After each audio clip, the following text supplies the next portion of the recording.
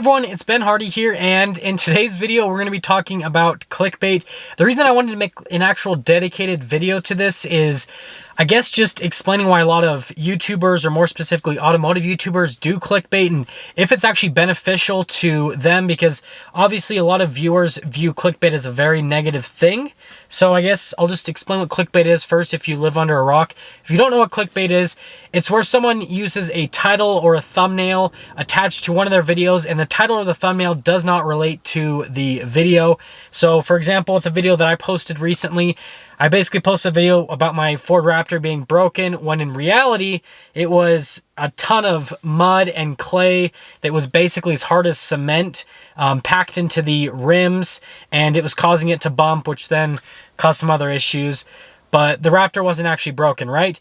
Another good example that happened recently is the Stradman posted a video where his thumbnail was showing his Supra going into a truck, and he said like, "Goodbye Supra," and the title of the video was that he was buying an EV. So everyone thought that he was selling his Supra, when in reality he was just getting it shipped off to get some beautiful horsepower gains with that car. But again, they're both different, right? They're different forms of clickbait. Another YouTuber that does clickbait all the time is Street Speed 717, and so I guess that as a viewer, it just looks like it's purely a negative thing. However, as a content creator, I can see both sides of it, and I can kind of explain to you, I guess, the benefits of clickbait and then the downsides of clickbait. So let's get into that. First off, let's go over the downsides, and then we'll do the benefits to cap things off. The downsides, obviously, it upsets the viewer because they click on that video because they think they're going to see something, and then they don't see that thing. So then they're upset because they're basically lied to in a way. And then the other downside to it is, obviously, because this viewer's upset, sometimes they'll unsubscribe or they'll dislike the video, which then decreases the chances of that video getting more views. Leave a negative comment, which could potentially make it so that other people don't want to watch your channel, right? There's all those things that could potentially happen, and that really basically overviews the negative of clickbait. It's just all to the viewer. Everything for the creator is relatively positive. There are some negatives, right? It's annoying to open up my phone, look through my emails, and half the comments are clickbait, clickbait, clickbait, right? And sometimes they're like actual like constructive criticism, which is good. I love that. Other times it's like, are you retarded? Why are you commenting this? Like, just stop. So it kind of varies, right? I guess that's the only negative thing for the creator, is just having to read the responses that you get on those types of videos. But then again, it's self-imposed, so yeah, it's one of those things where it's a little bit of a gray line. And now with that, I guess I'll get into the positives, or really explain why people that do YouTube actually end up clickbaiting. Now, the biggest reason why YouTubers will clickbait is pretty obvious. It definitely accrues a lot of views over a short period of time. Now, typically clickbait videos don't have a very long lifespan, but they will have a short lifespan that is explosive. So just to give you guys kind of an idea on just how good these videos can do, right now, as of me filming this video, I have about 38,000 subscribers on YouTube, and a general rule of thumb with YouTube is that roughly 14% of how many subscribers you have is how many views you'll get per video. So with me having 38,000 subscribers, right, 14% of that is 5,300. So any given video that I post is roughly going to get about 5,300 views over its lifespan, right? That's what I'm supposed to get roughly for how many subscribers I have. Now, the most recent video that I said that I clickbaited was my 2020 Ford Raptor completely broke in less than 4,000 miles. Now, that video in less than 2 days has almost 13,000 views. So that is more than twice as much as what I would normally get on a video in its lifespan. Now, again, like I said, that video is probably going to have a pretty short lifespan, but in that short lifespan, it's going to get a lot of views. And what I really mean by a short lifespan is that video probably over the course of a week will get a ton of views, and then it will just die. And it might get a few views here and there, but it really just won't get any views past that point. Whereas some videos, they just continually get views forever. Most of my reviews are like that. But that's the first benefit, is you get views. The second benefit, believe it or not, is subscribers. Whenever you have a video that gets a lot of views, it reaches a larger audience, which even if it's a clickbait video, every single video that I've done that has been quote unquote clickbait has in turn helped out my channel from a subscriber standpoint. That video so far has given me a net gain of about 20 subscribers, which isn't the best for how many views that has. But again, that's 20 subscribers that I didn't have before.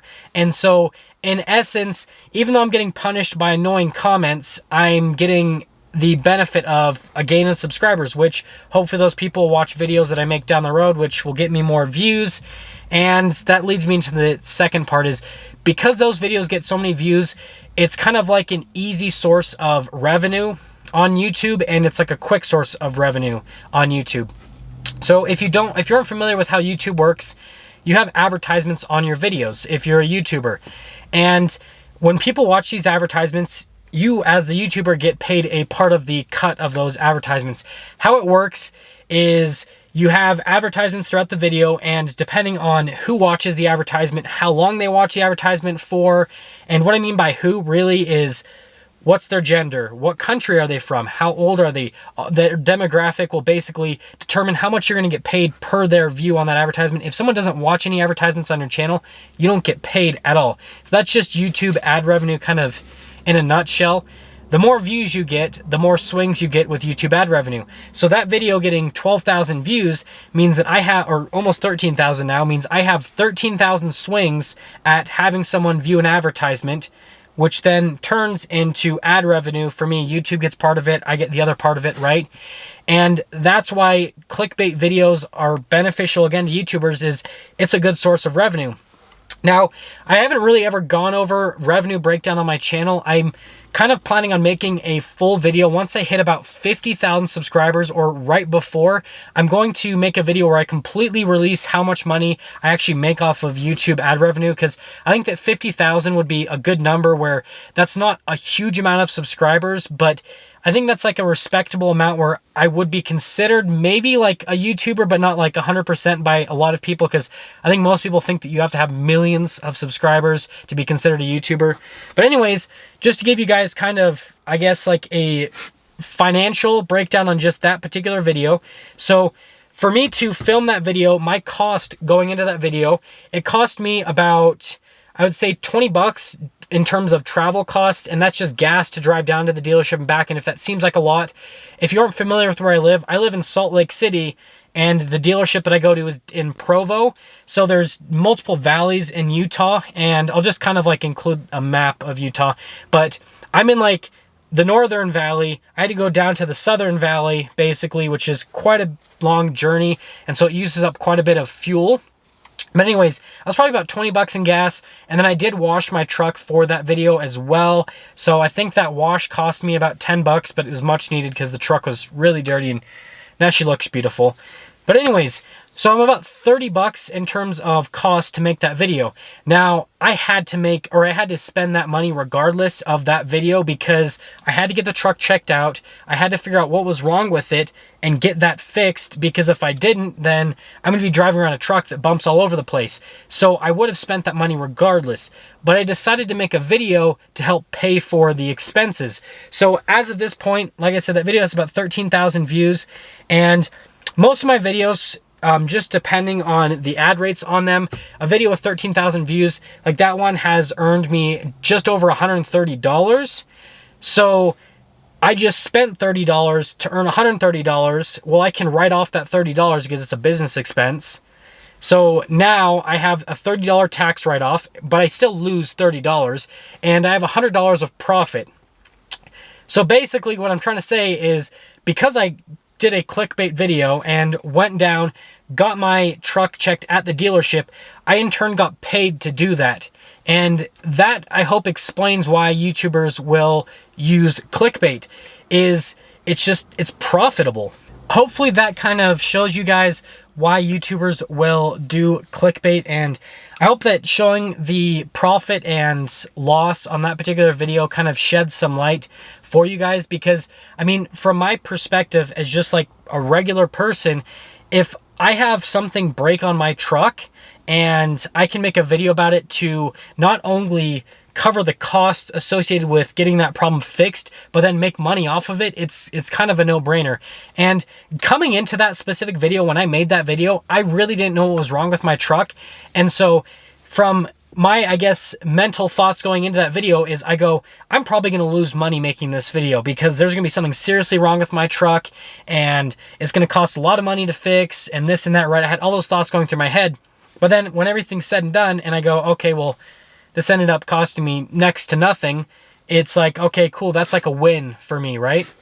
And that's just how most YouTubers will look at things. Now, some YouTubers don't look at YouTube as a business or something that can pay for their life, but most that I've talked to, they do look at things that way, and just that's why they'll clickbait. It's an easy way to make money, and the benefits definitely outweigh the negatives. Now, if someone clickbaits every single one of their videos, that's a completely different story, but I don't really feel too bad about clickbaiting every so often because I post about 14 videos a week plus right now on my main channel here, and if I post 14 videos and then the 15th video I post in the week is a clickbait video, it's like, okay, I just posted 14 videos that are genuine, good content, right? It's just informative reviews or car buying advice videos that aren't clickbait, and I post one video that is clickbait. It's like, I don't really feel bad about it because the clickbait video is such a small segment on my channel. But anyways, if you're stopping in for the first time, please subscribe, comment down below what you think, and then I will see all of you in that next video.